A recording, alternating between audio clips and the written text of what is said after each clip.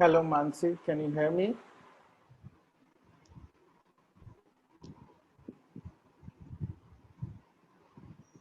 Can you hear me, Mansi? Hello, sir. Yeah, can you hear me? Yes, sir. Okay, let's get started then.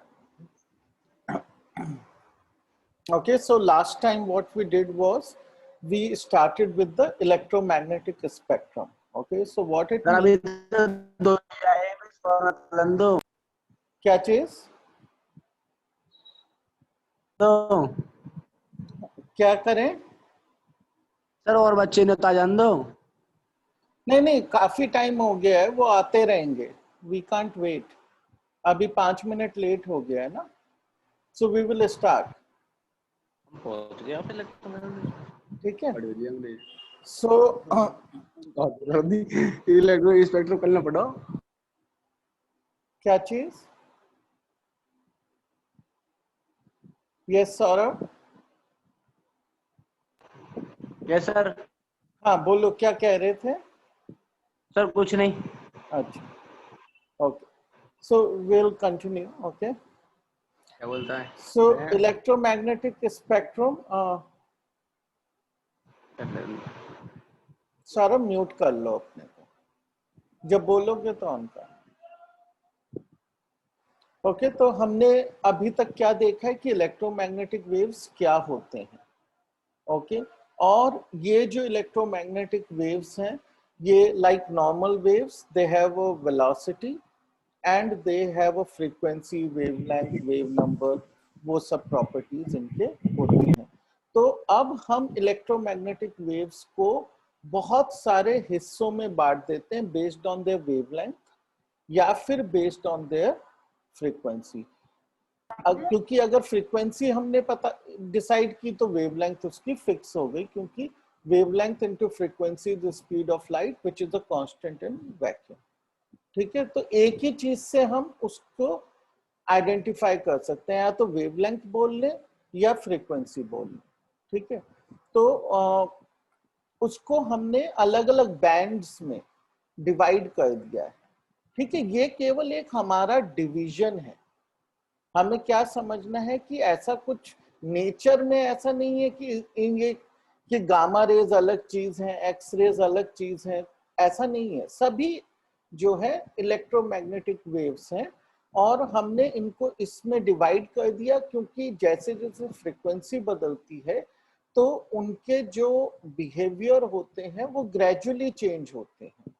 ठीक है, तो अगर मान के चलिए कि रेडियो वेव्स हैं और इंफ्रारेड वेव्स हैं, तो वो ऐसा नहीं है कि बिल्कुल अलग है। वो स्लोली स्लोली जैसे जैसे फ्रीक्वेंसी रेडियो वेव्स की आप बढ़ाते जाएंगे, एक समय आएगा कि हम उनको इंफ्रारेड या माइक्रोवेव्स बोलेंगे, फिर इंफ्रारेड वेव्स बोलेंगे, क्योंकि फिर हम उनका जो प्रॉपर्टीज हैं वो अलग हो जाते हैं और उनके जो यूजेस हैं, उनको डिटेक्ट करने के तरीके, वो सब बदल जाते हैं।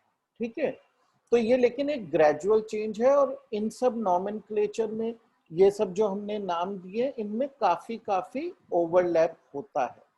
ठीक है, तो ऐसा नहीं कोई कह सकता कि ये फ्रीक्वेंसी एग्जैक्टली इसी बैंड में है अराउंड द कॉर्नर्स, लेकिन जो मिडल ऑफ द बैंड है वहां वो क्लैरिटी होती है हमें कि भाई अगर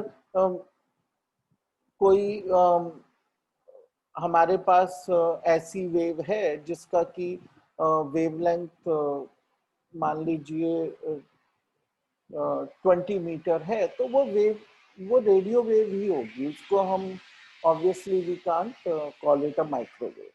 ठीक है, तो अब हम इन सब बैंड्स को एक एक करके देखेंगे और उनके थोड़ी सी इंफॉर्मेशन उसके बारे में। This is a very light class, it's just some information. Okay, तो सबसे कम फ्रीक्वेंसी यानी कि सबसे लंबी वेवलेंथ की जितनी भी इलेक्ट्रोमैग्नेटिक वेव्स हैं उनको हम रेडियो वेव्स बोलते हैं। यूजुअली हम बोलते हैं 500 किलोहर्ट्ज से 1000 मेगाहर्ट्ज तक। ठीक है, 1000 मेगाहर्ट्ज को आप 1 गीगाहर्ट्ज भी बोल सकते हैं। तो इट्स अ ह्यूज रेंज। और 500 किलोहर्ट्ज भी हम इसलिए बोल रहे हैं कि उससे कम की यूजुअली हम यूज नहीं करते, वरना जितनी भी लो फ्रिक्वेंसी है सभी को हम रेडियो वेव्स बोलते हैं। ठीक है, अब रेडियो वेव्स में भी कुछ डिविजन्स हैं। सबसे ज्यादा इनमें जो लंबी वेवलेंथ्स होती हैं उनको हम बोलते हैं एएम वेव्स। ठीक है, एएम वेव्स हम उनको केवल इसलिए बोलते हैं कि am stands for amplitude modulated.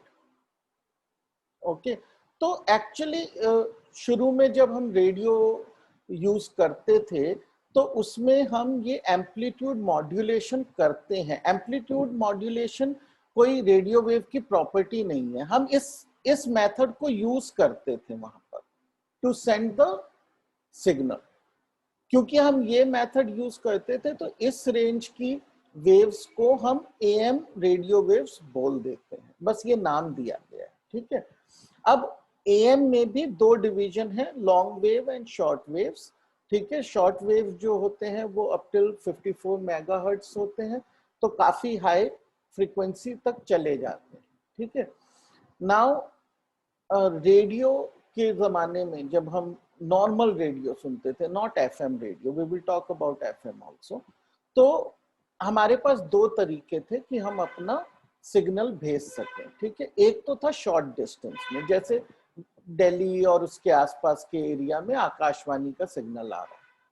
ठीक है, तो वो किस तरीके से आता था कि एक टावर बना दिया आपने, ठीक है, यहाँ पे लगा दिया ट्रांसमीटर, और ये ट्रांसमीटर सिग्नल ट्रांसमिट करेगा और anybody with his radio sitting here will be able to catch it on the antenna, right? So this works fairly well up till about, let's say 50-60 kilometers. Now there is a problem when the distance becomes bigger.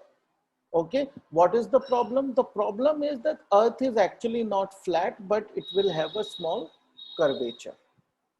Okay, now let's say there is a radio station here, okay, and it has a transmitter.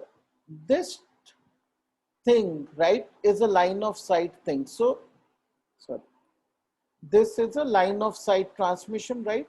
Light travels in a straight line, we already know. So if we want to reach somebody who is sitting here, it is impossible to reach, right? So for longer distances, when the curvature of Earth comes into picture, this AM long wave was not useful. Okay, so they came up with slightly shorter waves, okay, which went up till 50 megahertz of frequency and shorter wavelengths. Okay, so this thing had a benefit that we have an ionosphere as one of the layers of the atmosphere, right? Ionosphere. So आप अपनी geography की छोटी classes को याद करेंगे तो वहां आपने ये पढ़ा है कि आइनोस्फेयर होता है, ठीक है ना, टोपोस्फेयर होता है, एग्जोस्फेयर होता है, आइनोस्फेयर। तो ये सब जो मल्टीपल लेयर्स होते हैं, तो आइनोस्फेयर में बहुत ज्यादा the air is like plasma, it's broken into its ions. So when these electromagnetic waves go to the ionosphere, because of their typical frequency and wavelength, they get so much deviated that they get reflected back. Okay, and hence they can reach the distances on the other side of the curvature. Okay, obviously you can't send it across the globe, but you can still send it like you could send it across the entire India. Okay, so these were the short waves, okay, which go up till 54 megahertz. So if the question is asked that why short waves could be sent to a longer distances, the reason is because of the curvature of the Earth, the line of sight communication is not possible, and the short waves can be reflected back from the ionosphere. Okay, That is the reason. It's not that they travel longer distances. It is because they overcome the curvature of the earth through reflections. Okay. So those are the keywords you have to use to answer a question like that. Okay. After the use of AM, now the quality of this method, right? This method of sending voice is not very clear. Okay, this is not a great method of sending voice. So they came up with another method which is called frequency modulated. Okay, how that works, etc., that we don't have to cover in this chapter. But ये जो frequency modulated हमारा voice भेजने का तरीका आया, उसके लिए जरूरी था कि हम बहुत higher frequencies use करें. तो वो बहुत हाई फ्रीक्वेंसी, जैसे ऑडियो में हम 88 मेगाहर्ट्ज से 108 मेगाहर्ट्ज तक यूज करते हैं, तो इसी के ऊपर आपने नाम भी जो है हमारे ज्यादातर रेडियो स्टेशंस के इन फ्रीक्वेंसीज पर वो नाम रख देते हैं कि बस ये फ्रीक्वेंसी है तो यही नाम. ठीक है, वो उसकी इंडिविजुअलिटी है, जैसे हम अपना मोबाइल फोन यूज करते हैं. ठीक है, अब टेलीविजन में भी FM यूज होता है और ऑडियो तो उसी रेंज का होता है लगभग, लेकिन वीडियोस बहुत हाई फ्रीक्वेंसी पे यूज करते हैं. ठीक है, तो which goes up till 890 megahertz which is slightly less than a gigahertz. तो ये जो है, now this frequency becomes so big that it can not be easily reflected from the ionosphere. Since these cannot be reflected from ionosphere, okay, then how do we send them far away? The solution is using satellites.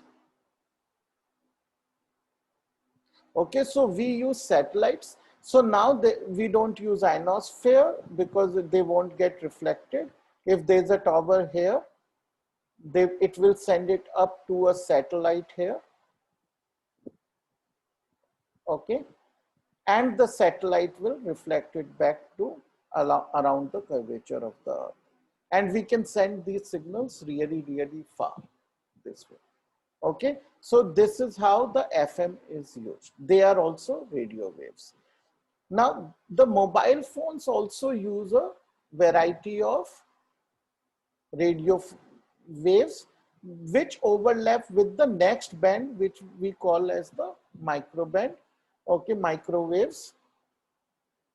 These are fairly high frequency, going from 380 megahertz to 5 gigahertz. Okay, this is what the mobile phones use. So they have an overlap between the gigahertz and the microwaves and the radio waves. Okay, so what are microwaves? As I said, these range in gigahertz. Okay, so they are higher frequency than the radio waves. इनको produce करने के लिए klystron, मैग्नेट्रॉन्स, gun diodes, इस तरह के methods use किए जाते हैं, जबकि रेडियो वेव्स को हम ऑसिलेटर्स जो होते हैं हमारे इलेक्ट्रॉनिक ऑसिलेटर्स, या जो हमने इससे पहले चैप्टर में पढ़ा है LCR ऑसिलेटर्स, उनको हम यूज कर सकते हैं. ओके, ऑसिलेटर्स यूज कर सकते हैं. तो इसके लिए ये डिवाइसेस यूज होती है, इनके डिटेल्स में हमको जाने की जरूरत नहीं है. These are fairly suited for the radar system in the aircraft navigation. तो एयरक्राफ्ट नेविगेशन में हम माइक्रोवेव्स का यूज करते हैं.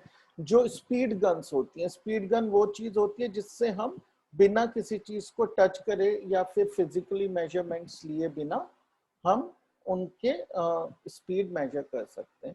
जैसे कि जो पुलिस है वो तेज चलने वाले व्हीकल्स की स्पीड मेजर करती है, और इवन माइक्रोवेव ओवन्स में माइक्रोवेव्स यूज होते हैं. ओके, चलिए अब नेक्स्ट आते हैं इंफ्रारेड वेव्स. ओके, सो इंफ्रारेड वेव्स की जो फ्रीक्वेंसी है वो माइक्रोवेव से भी ज्यादा होती है, यानी इसकी वेवलेंथ उनसे छोटी होती है. तो ये किसके बीच में है? ये visible light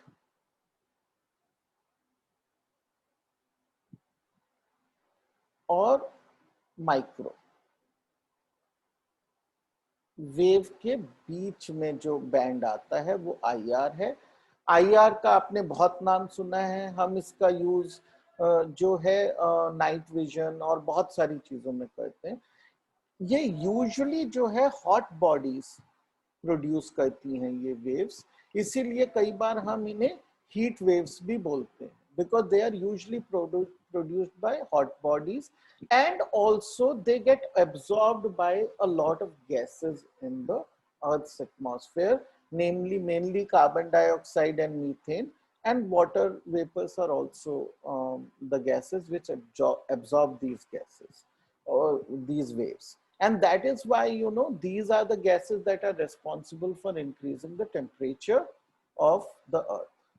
Okay, so these gases are present, they absorb the IR waves, and this is what we call as the greenhouse effect when it comes to the global heating. Okay, now where are the IR waves used? Okay, so IR waves are used in detection of IR radiations. Okay, now why do we want to detect IR radiations? Because as I said that they are produced by hot bodies. अगर hot bodies इसे produce करती हैं तो lot of life forms could be hotter or colder than the surroundings. Okay, especially like humans and animals, etc., will be usually hotter than the surroundings. So their IR radiations, if they are captured, they can identify a life form movie. Okay, they are also used in night vision. The reason they are used in night vision is that while they are not so powerful to create any damage, etc., there is still fairly low wavelength, which means that they can form very good images. Okay, but they are not visible to the human eye. क्योंकि ये visible नहीं है, तो अगर मान लीजिए हम दुश्मन पर IR लैंप से लाइट डालें, IR रेडिएशंस डालें, तो दुश्मन उसको नहीं देख पाएगा। लेकिन जब वो रिफ्लेक्ट होके आएंगी तो हम अपने इक्विपमेंट से उसकी इमेज क्रिएट कर सकते हैं। नेकेड आई से नहीं कर सकते, लेकिन स्पेशल इक्विपमेंट से कर सकते हैं। और जो आपके घर में टीवी के रिमोट कंट्रोल्स एक्सेट्रा है, AC का रिमोट कंट्रोल है, वो भी IR वेव्स पे ही चलता है, because they are very easy to produce and they are not visible, so they don't affect the working of other stuff. Okay, now after that comes the part of the electromagnetic spectrum जिससे हम सबसे अधिक परिचित हैं। ठीक है, ये part है हमारी विजिबल लाइट का। तो जो इलेक्ट्रोमैग्नेटिक रेज हमारी आंखों पे पड़कर इमेज क्रिएट कर सकती है, उसको हम लाइट बोलते हैं। और ये डेफिनेशन उसके हिसाब से है कि ह्यूमंस को उन इलेक्ट्रोमैग्नेटिक वेव से दिखाई देता है, तो हम उसको लाइट बोलते हैं, एक स्पेशल नाम कि इसलिए कि हम उससे देख सकते हैं। ठीक है, तो this is based on human I. I am emphasising the word human here because different animals की सेंसिटिविटी अलग अलग है। ठीक है, जैसे मान लीजिए स्नेक्स हैं, वो बहुत हाई फ्रीक्वेंसी न देखकर थोड़ी सी हमसे लोअर फ्रीक्वेंसीज देखते हैं, तो थोड़ा बहुत वो IR रीजन में भी देख सकते हैं। तो अगर आप टीवी का रिमोट स्नेक की आईज में फ्लैश करेंगे तो उसको दिखेगा कि लाइट आ रही है उसमें से। ठीक है, और हमारे लिए हमें नहीं पता चलता। ठीक है, उसी तरह से there are some insects which can actually see in UV light. Okay, तो ये जैसा आपने साउंड में भी पढ़ा है कि elephants can listen to infrasonic, similarly dogs can listen to ultrasonic and so on. तो उसी तरह से ये वेरिएशंस एनिमल टू एनिमल होते हैं, वो लाइट में भी है जैसे साउंड में भी।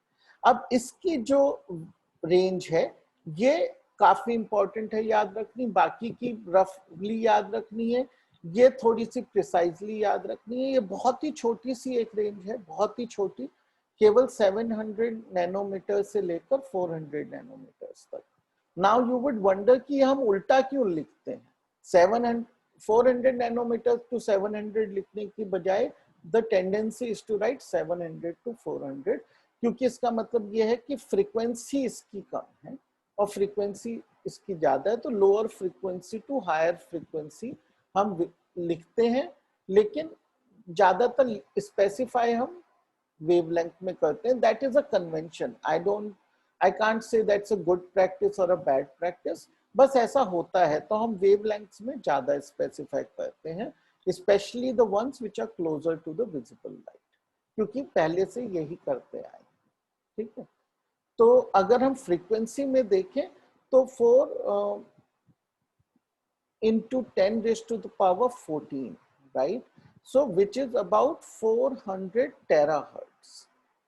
ठीक है, तो 400 टेराहर्ट्ज से 700 टेराहर्ट्ज तक ये होती है। ओके, फिर उससे भी ज्यादा फ्रीक्वेंसी की वेव्स जो है वो है अल्ट्रावायलेट रेज। ओके, यानी कि इनकी वेवलेंथ छोटी होती है, 400 नैनोमीटर से लेकर 0.6 नैनोमीटर तक ये होती है। ठीक है, again not a huge band, थोड़ा छोटा ही बैंड है ये। ओके, और अगर हम फ्रीक्वेंसी में देखें तो 700 टेराहर्ट्ज से लेकर ये जो है मच हायर फ्रीक्वेंसी तक जाती है। Okay, now these are produced in very hot bodies. Okay, तो अगर हम एक बॉडी को धीरे धीरे गर्म करना शुरू करें तो रेडियो वेव्स वगैरह तो they are very low energy waves, तो वो हम नहीं एक्सपीरियंस इजिली करते हैं, लेकिन हम IR वेव्स तो डेफिनेटली एक्सपीरियंस करेंगे जो हीट वेव्स हैं। Then there will be visible light. So hot metals you have seen produce light, right? That is because then they start giving out the at a certain temperature they start giving out the visible light. If we increase the temperature above that, then we will start getting the ultraviolet rays also from hot bodies. ठीक है, अब जो है UV rays, जो actually जैसे जैसे frequency बढ़ती है रेज की तो उनमें जो एनर्जी है वो बढ़ती है। ठीक है, और ये एनर्जी की जो हम बात कर रहे हैं ये हम क्वांटम एनर्जी की बात कर रहे हैं, वो हम आगे के चैप्टर्स में और डिटेल में पढ़ेंगे, लेकिन उनमें हम अभी के लिए ये समझ सकते हैं कि एनर्जी अधिक होती है। ठीक है, तो ये इतनी एनर्जी होती है यूवी रेज में कि अगर ये लार्ज क्वांटिटीज में लाइफ फॉर्म पे पड़े तो ये उनको बहुत डैमेज पहुंचा सकती है। ठीक है, स्किन सेल जला सकती हैं, कैंसर प्रोड्यूस कर सकती हैं, मल्टीपल डैमेजेस कर सकती है, स्किन बर्न्स कॉज कर सकती है। तो these are very very powerful rays and we do not want plenty of these in our surroundings. Okay, so how, but the sun produces enormous amount of these waves. So how do we get protected? Our savior is ozone layer. Ozone layer आपको पता ही है कि एक अपर troposphere में oxygen जो है वो उसका एक एलोट्रोपिक फॉर्म होता है ओजोन विच इज O3, और ये जो है अपर लेयर्स ऑफ एटमॉस्फेयर में होता है और ये यूवी लाइट्स को एब्जॉर्ब कर लेता है। इस वजह से हम तक यूवी लाइट्स कम मात्रा में पहुंचती हैं, इतनी मात्रा में ही पहुंचती हैं कि बहुत ज्यादा डैमेज न कर पाए। ठीक है, और जब ये हमारी बॉडी पे पड़ती हैं यूवी रेज तो हमारी बॉडी इनसे बचने के लिए एक पिगमेंट है जिसको बोलते हैं मेलानिन, इस पिगमेंट को जनरेट करती है हमारी बॉडी, इस पिगमेंट को एक्टिवेट करती है। ये पिगमेंट बॉडी में प्रेजेंट होता है इन अ ब्रोकन फॉर्म, वो इसको जनरेट कर देती है, और ये जो पिगमेंट है डार्क कलर का होता है। ठीक है, इट इज नियरली ब्लैक, सो ये उन रेडिएशंस को एब्जॉर्ब कर लेता है क्योंकि ब्लैक बॉडीज एब्जॉर्ब रेडिएशंस, तो ये वो रेडिएशंस को एब्जॉर्ब कर लेता है और उसके बाद जो है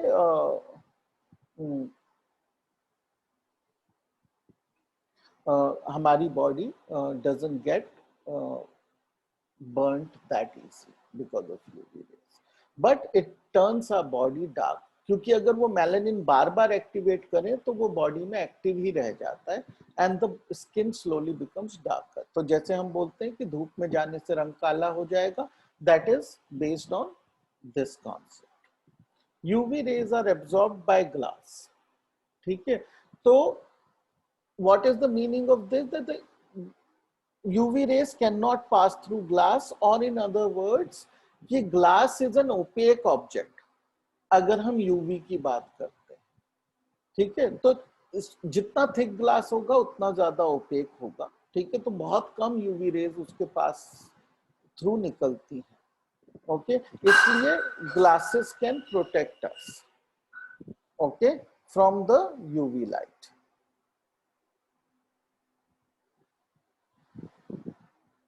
ये इसके अलावा जो है सनलाइट के अलावा यूवी रेज वेल्डिंग आर्क्स में, अगर आपने स्पेशली इलेक्ट्रिक वेल्डिंग होते हुए देखा है तो आप नोटिस करेंगे कि your eyes start to pain immediately if you look at the welding arc.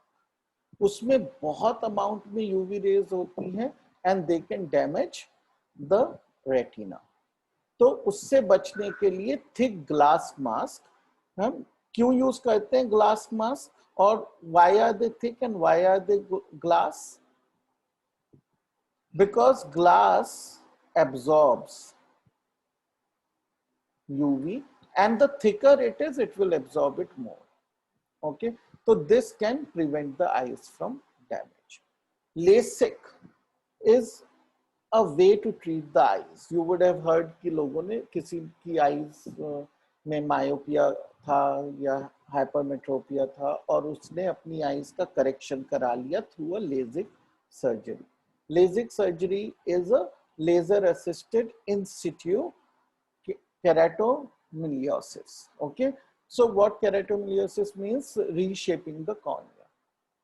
तो कॉर्निया की शेप को लेजर की मदद से बहुत बारीक बारीक कट लगाकर शेप को चेंज किया जाता है, जिसकी वजह से आंख में जो डिफेक्ट है उसको ठीक करने की कोशिश की जाती है। और काफी हद तक जो आंखों का हम नंबर बोलते हैं कि जो आंखों का डिफेक्ट है, मायोपिया, हाइपरमेट्रोपिया, जो भी, वो उससे करेक्ट काफी हद तक हो जाते हैं।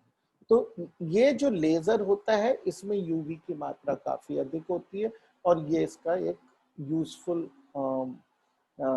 एरिया है जहाँ पे हम इसको, जो ये यूवी जो आंखों को खराब कर सकती है, उसी यूवी की मदद से हम आंखों को ठीक भी करते हैं, ठीक है। और अब यूवी रेज जो है, क्योंकि ये अगर हमारे सेल्स को नुकसान पहुंचा सकती है, ये लिविंग फॉर्म के ज्यादातर सेल्स को नुकसान पहुंचा सकती है। तो जिन चीजों को से हमें प्रॉब्लम है, जैसे बैक्टीरिया है, वो पीने के पानी में बैक्टीरिया है, हम उसको डिस्ट्रॉय करना चाहते हैं ताकि हम बीमार न पड़े, और उसके लिए हम यूवी रेज को पानी में शाइन कर सकते हैं। This is what your UV filter, water filter at home would actually be doing.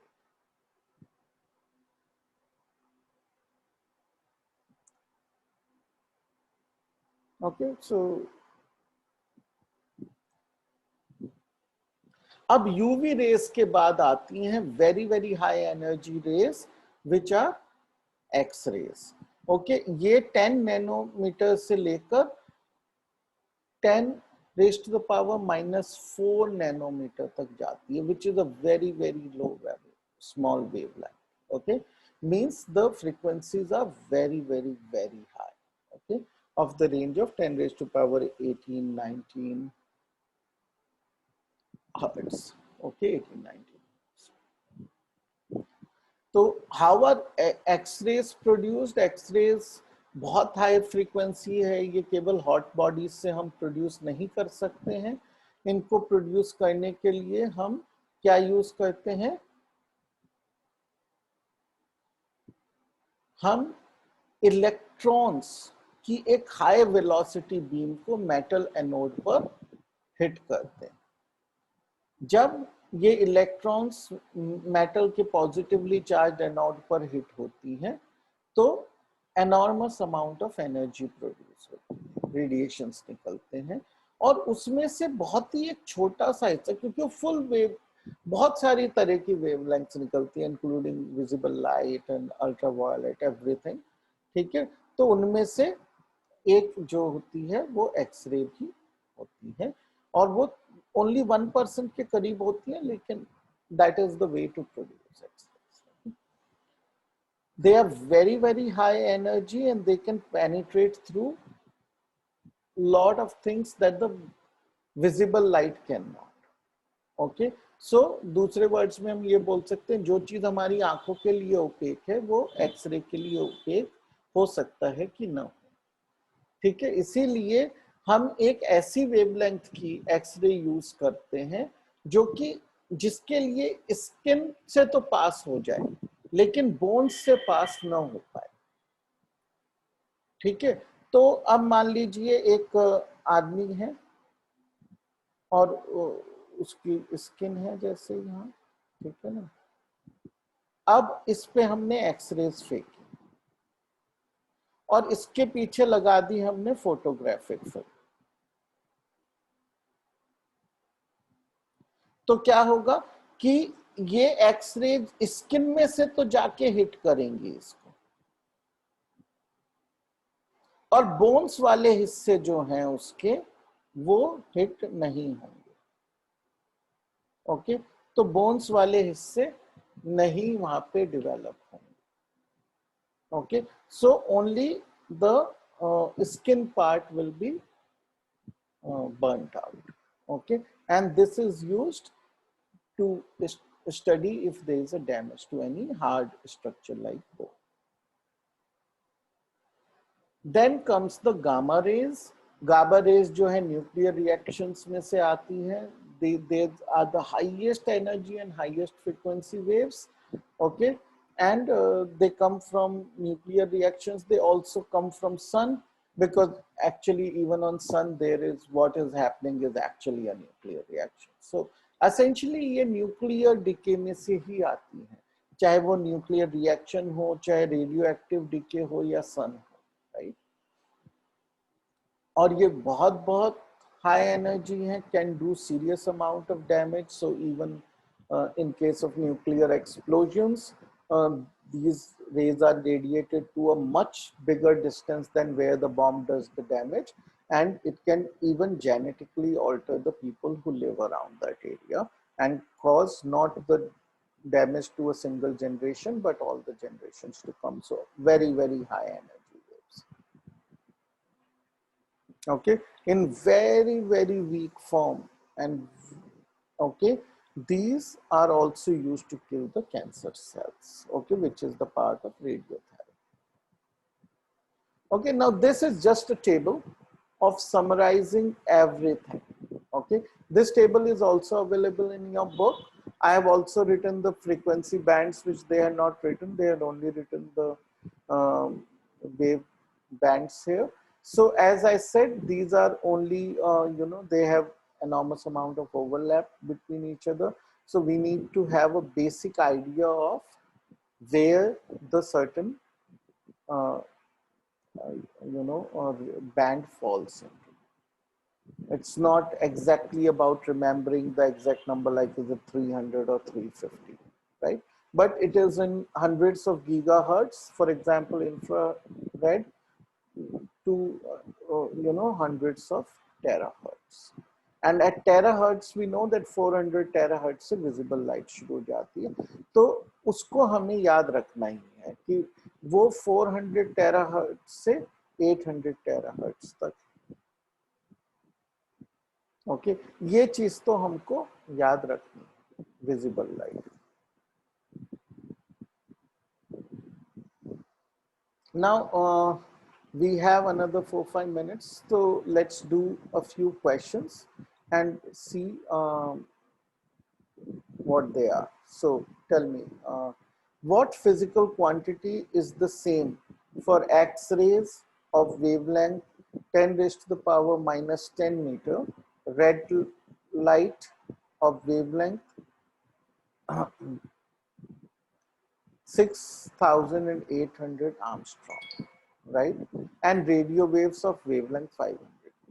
सो इन सब में अलग क्या है? क्वेश्चन पूछा गया है कि सेम क्या है, लेकिन अलग क्या है? इन सब की जो वेवलेंथ है इज डिफरेंट। अगर वेवलेंथ डिफरेंट है तो जो फ्रीक्वेंसी है वो भी डिफरेंट है।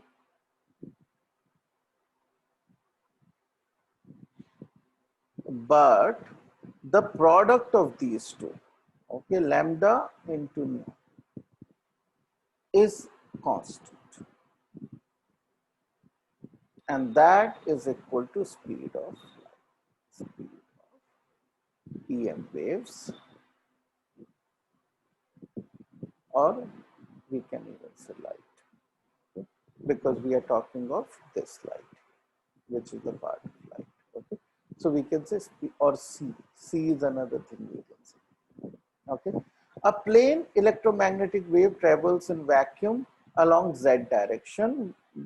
What can you say about the direction of electric and magnetic field vectors?